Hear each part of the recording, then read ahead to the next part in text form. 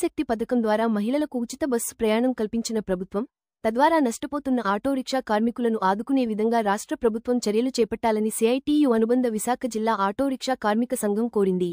ఇప్పటికే అరకొర ఆదాయాలతో ఇబ్బందులు పడుతూ జీవిస్తున్న ఆటో డ్రైవర్ల కుటుంబాలు ఉచిత బస్సు పథకం అమలు తర్వాత పూర్తిగా ఇబ్బందులకు గురవుతున్నారని సిఐటియు నాయకులు ఆవేదన వ్యక్తం చేశారు. ఆటో కార్మికులను ప్రభుత్వం ఆదుకోవాలని డిమాండ్ చేస్తూ కొమ్మాది జంక్షన్ నుండి రైతు బజారు, మధురవాడ వంతెన క్రింది నుండి జీవీఎంసీ జోనల్ 2 కార్యాలయం వరకు శనివారం ర్యాలీ నిర్వహించారు. అనంతరం అంబేద్కర్ విగ్రహం వద్ద ధర్నా చేపట్టారు.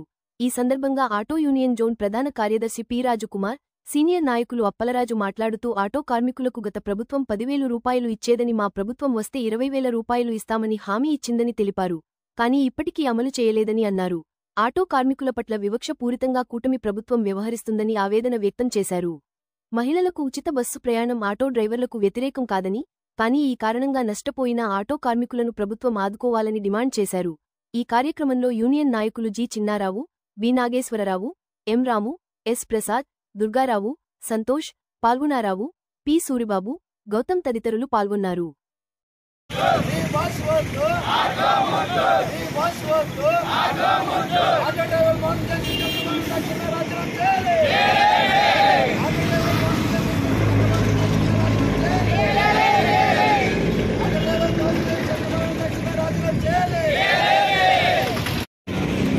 రాష్ట్ర ప్రభుత్వం ఎన్నికల్లో ఇచ్చినటువంటి హామీ ఏదైతే ఉందో సూపర్ 6 పథకాల్లో ఫ్రీ బస్ అని, ఈ ఫ్రీ బస్ పెట్టే ముందు ఆటో డ్రైవర్లందరినీ ఆదుకుంటామని చెప్పడం జరిగింది.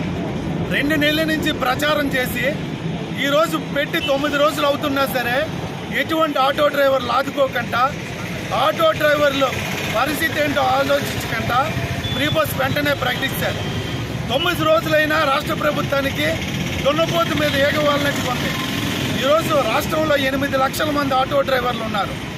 కాబట్టి వాళ్ళ సంక్షేమం కోసం సంవత్సరానికి 30,000 రూపాయలు ఆర్థిక సాయం, ఆర్టీఓ దాడులు కానీ, పోలీస్ చలానాలు కానీ, డీజిల్ సబ్సిడీతో ఇవ్వాలని, అలాగే వెల్ఫేర్ బోర్డు నిర్మించాలని, ఇటువంటి డిమాండ్లతో ఈరోజు రాష్ట్ర వ్యాప్తంగా ఆటో డ్రైవర్లందరూ ఆందోళన చేస్తున్నారు. ఈ ఆందోళన ఇక్కడతో ఆగదు.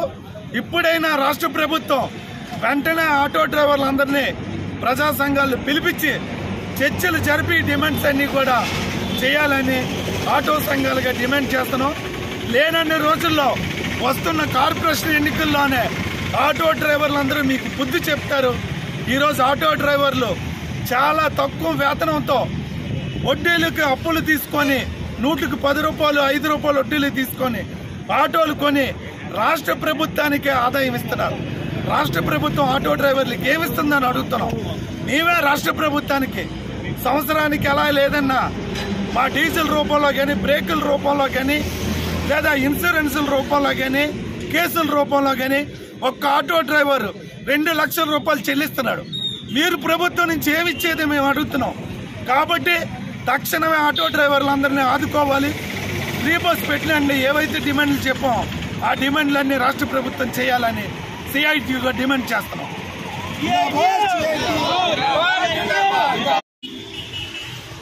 ఈరోజు రాష్ట్ర ప్రభుత్వం ఫ్రీ బస్సు, మహిళలకి ఉచిత బస్సు సౌకర్యం కల్పిస్తూ ఆగస్టు 15వ తారీఖున ప్రారంభించారు. రాష్ట్ర ప్రభుత్వం మహిళలకి ఉచిత బస్సు కల్పించడంలో ఎవరికి అభ్యంతరం లేదు. కాకపోతే దాని మీద ఆధారపడి బ్రతుకుతున్నటువంటి ఆటో కార్మికులకి గత ప్రభుత్వం సంవత్సరానికి 10,000 రూపాయలు ఇచ్చేది. ఈ ప్రభుత్వం వచ్చి 10,000 కాదు 20,000 ఇస్తామని చెప్పేసి ప్రకటించారు. అది ఏది ప్రకటించలేదు, ఇప్పటి వరకు అమలు చేయలేదు. ప్రకటనల వరకే చేసి ఊరుకుంటున్నది చాలా అన్యాయం. మామూలుగా ఆటో డ్రైవర్లకి బేరాలు తగ్గిపోయి చాలా ఇబ్బందులు పడుతున్నారు. పిల్లల ఫీజులు కానీ, వాళ్ళ ఆరోగ్య సమస్యలు కానీ, కుటుంబ పోషణ కానీ, అది ఇంటి అద్దెలు కానీ చాలా ఇబ్బంది పడుతున్నారు. దాంతోపాటు ఆటోలు, ప్రతి ఆటో మీద కూడా ఏదో రకమైనటువంటి ఫైనాన్స్ అప్పు ఉంటుంది.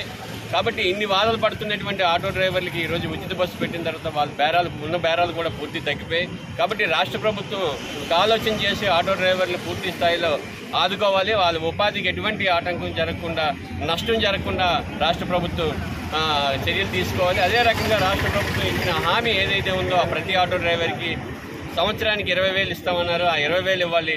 స్పేర్ పార్ట్స్ ధరలు తగ్గించాలి. ఆర్టీఓ చలానాలు తగ్గించాలి.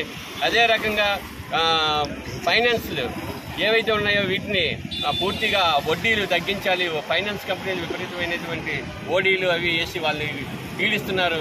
అన్ని సబ్సిడీలు ఇవ్వాలి. ఆటోలకి ప్రభుత్వం సబ్సిడీ ఇచ్చి ప్రతి ఆటో డ్రైవర్కి కూడా లోన్ ఇచ్చి ఆటో ఇవ్వాలి. ఆ రకంగా ప్రభుత్వం ప్రజలందరికీ ఏ రకమైనటువంటి సంక్షేమ పథకాలు అమలు చేస్తుందో ఆటో కార్మికులకు కూడా ఆ రకమైనటువంటి సంక్షేమ పథకాలన్నీ కూడా అమలు చేయాలని చెప్పేసి డిమాండ్ చేస్తూ ఈ కార్యక్రమం చేస్తున్నాం.